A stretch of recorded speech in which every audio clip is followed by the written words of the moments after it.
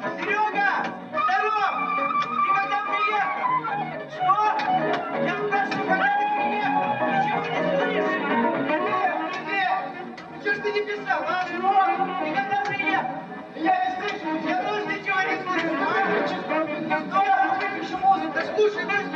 А? Ты писал, я спрашиваю. Я не слышу. А? Не слышу никого.